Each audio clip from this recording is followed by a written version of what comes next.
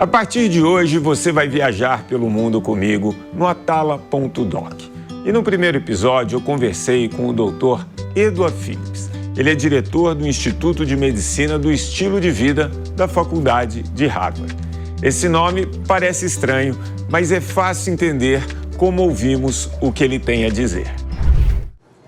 So the majority of diseases, we actually quote up to 80%, are the result of the behaviors that we choose, meaning how much you choose to exercise, how active you are. We're choosing to do this sitting down. We could be walking. What you eat, how much you eat. Are you getting sufficient sleep at night? Okay. Whether you choose to use tobacco. How we handle our stress is another piece. Whether we take a few minutes to breathe, whether there's some sort of a mindfulness to what we do. All of those simple behaviors are responsible for, we say, 80% of chronic diseases. E perto dali, numa cidade menor, mas que é castigada pelas super altas ou super baixas temperaturas, muitos habitantes têm que fazer o seu exercício em shopping centers, que abrem suas portas antes do horário de funcionamento para virar pista de caminhada. Eles são conhecidos como os mall walkers.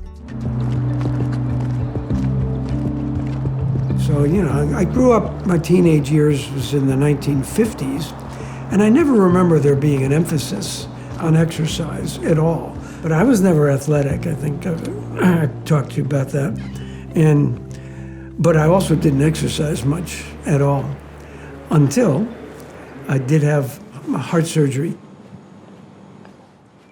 But the real turning point was I had a blood test, I don't remember exactly now, 5-6 years ago, and I was diagnosed as pre-diabetes. That's when the doctor suggested more exercise, to walk at least 3 to 4 or 5 times a week if you could, and cut back on sugar.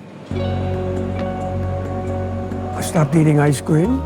I cheat every now and then, but it's a big difference. And we started to walk.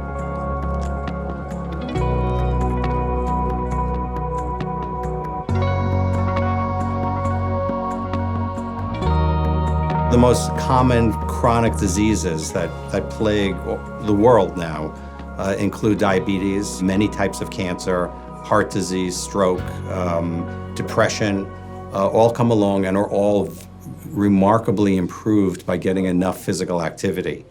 And what's interesting to think about is that we can think about enough physical activity, which just means getting 150 minutes per week, and that it's a way of preventing these illnesses, but even more so, it's a way of treating them and reversing illness.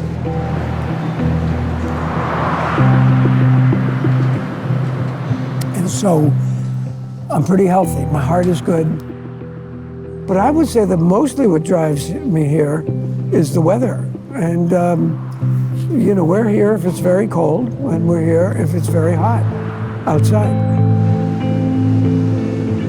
Se os mall walkers têm que pegar o carro para se exercitar por conta do clima, a forma como as cidades grandes se desenvolveram também nos tornou praticamente dependentes de carros. There are actually only 2 tested ways to make a city throughout history and around the world.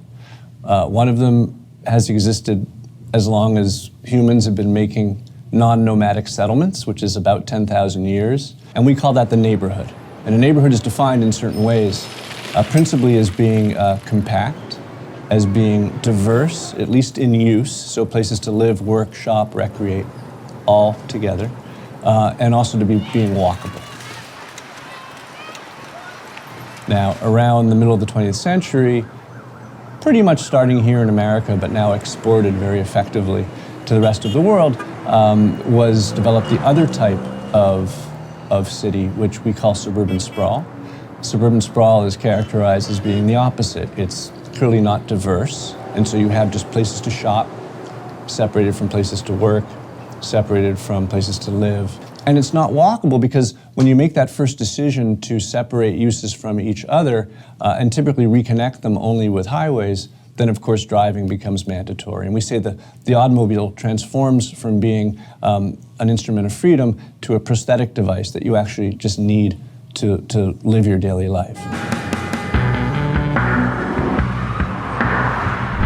We need to wake up people to the idea that we need to break up the sitting, even 5 minutes an hour. Little breaks is enough, even if you do 10 minutes every 2 hours. And that's in addition to the message that we also want you to get 150 minutes of moderately intense physical activity, like a brisk walk. How do we get people to do this? We need to change the culture. We need to make it so that this becomes the norm, meaning that to get someplace, that walking is actually the safer, quicker, more fun, a more efficient way to do it. É cada vez mais necessário que as pessoas entendam que o nosso corpo não foi feito para ficar parado. Se mexer é fundamental, da maneira que for possível, mas com regularidade, sempre.